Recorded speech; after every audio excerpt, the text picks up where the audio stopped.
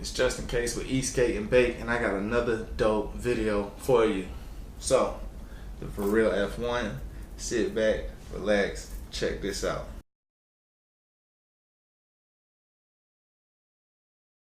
I'm very familiar with Verreal, as the Verreal V1 was my first board. And this has been such a joy to ride ever since I got it. I've put my fair 250 miles on it, and at this point, the only thing that I can say is I am impressed. I'm highly impressed at what Vic and the guys at Verreal did with this board. I'm not sure how they perfected what I feel is perfected the remote, the ESC, the trucks, the comfortability, the stability, just how it feels to be on this board. It's amazing. I don't know if it's because of how long the board is. It is a downhill deck. I don't know if that's what it is, or if it's because of just how tall I am and my weight. I have no idea. But in my opinion, for the money, you're not going to get anything better than this. Point blank, period. It's just purely wonderful. It is the best. It might be the best board of 2018.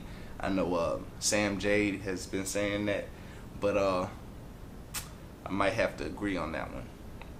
The V1, the only problem I had with it, I loved it. It was my first board. The only problem I had with it was the jerkiness of it.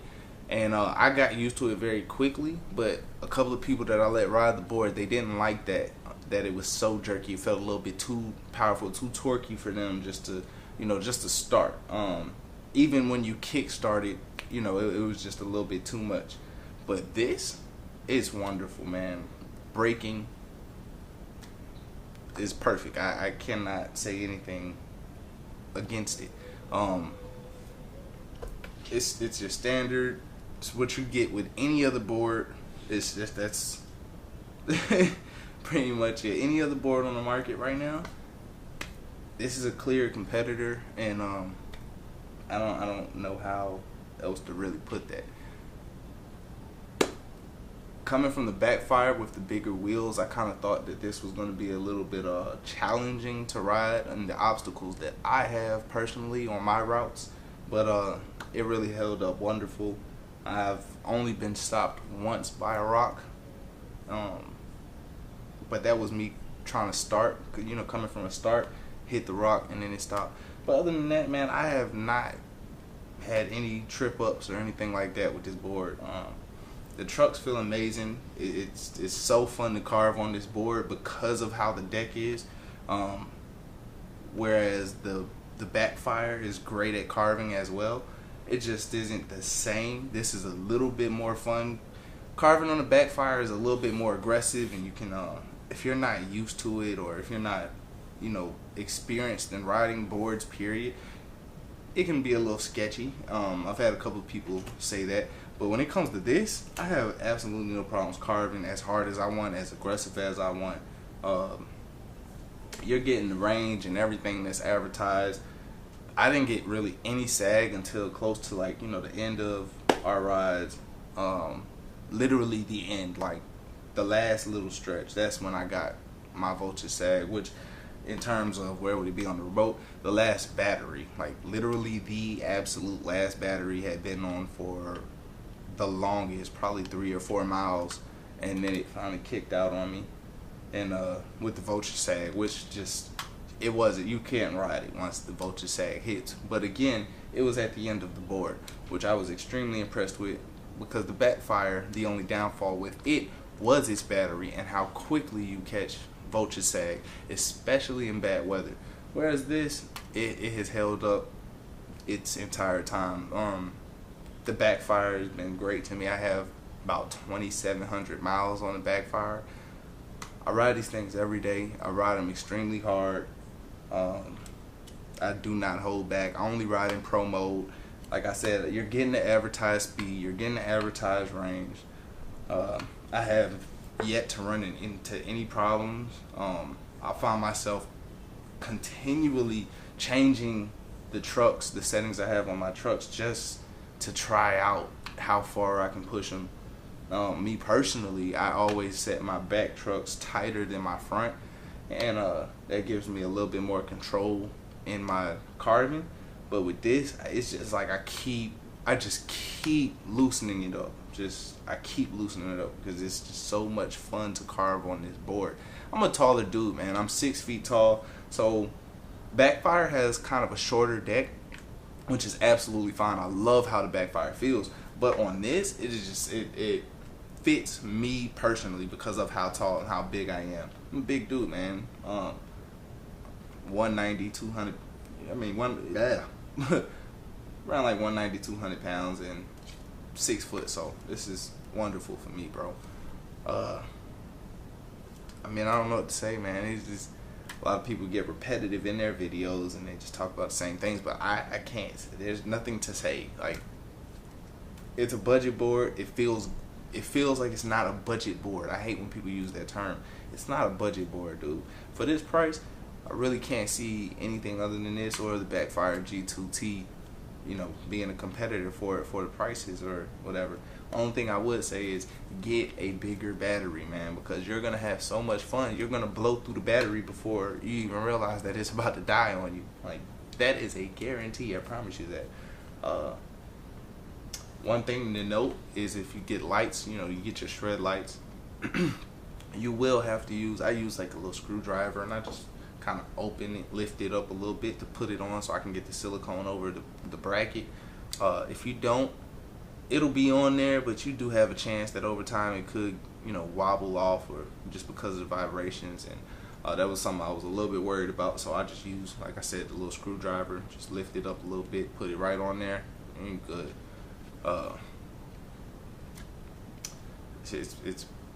It's great, man. For those who like to use the LED underlights, look at all of this real estate, bro. You can put lights everywhere on this. I know guys love doing that. I don't personally. I haven't done it yet. I'm not gonna say I don't like it. I just haven't done it yet. And but I can just, you know, I can just imagine putting it on here. Just, you have so much more room to do everything on. The bottom case is my only problem. I'm kind of a neat freak. I like things to look nice as long as possible. So to have all of these little marks and scratchings on the bottom, it is kind of, you know, nerve-wracking for me. It's not a big deal. It's just one little gripe I have. I wish they could have done something a little bit different to preserve how it looks, because after a while it's definitely going to wear off and kind of look a little messed up. But it's not a problem. Like I said, it's not a problem at all. It's cheap enough to order a new one if it gets to that point, man. I mean, like I said, I really don't know what you guys want me to say. I can only compare it to what I've ridden, which is the original V1 Verreal, and in comparison to that, the improvements are so immense. And the Backfire, you know. Now, not to say I haven't rode anything else. I rode a good bit of boards, but I mean really putting miles into it. I've only put miles into 3 boards, and that's probably about 4,000 or 5,000 miles at this point just on boards, not even including the unicycle itself. I had over 1,000 miles on that too. Overall, I base my opinions off of my experiences. With this board, man, I have not had a single problem. I'm over 250 miles at this point. I don't even start my review until I hit 250 miles. So, like I said, I ride every day. People who know me know this. I ride every day. I don't have a car. I ride hard. I only ride in pro mode. I spend a lot of time on my boards. And one of the things that was very,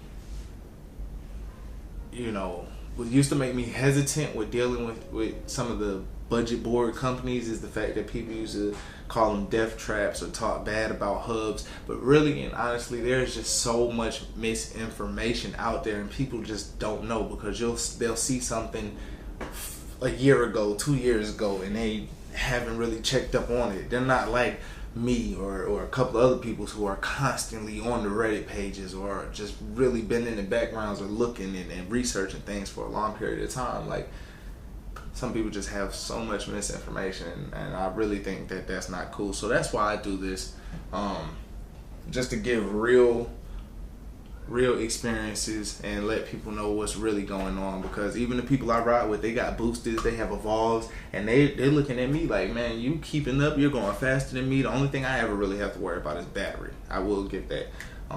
Battery life is always an issue for me because I ride with people who have extended range batteries, and you know, they're getting 14 plus, and so, but that's the only thing I have to worry about. Other than that, man, I don't have the typical maintenance and things like that everybody else have to worry about.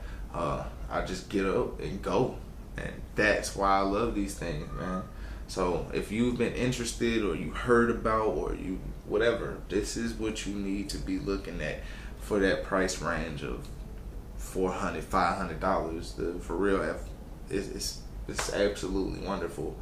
And like I said, man, a lot of people love to do the customization and all of that. Okay, it's not heavy. It's not like it's ridiculous. And I know a lot of people worry about that, but it's not something you should worry about whatsoever.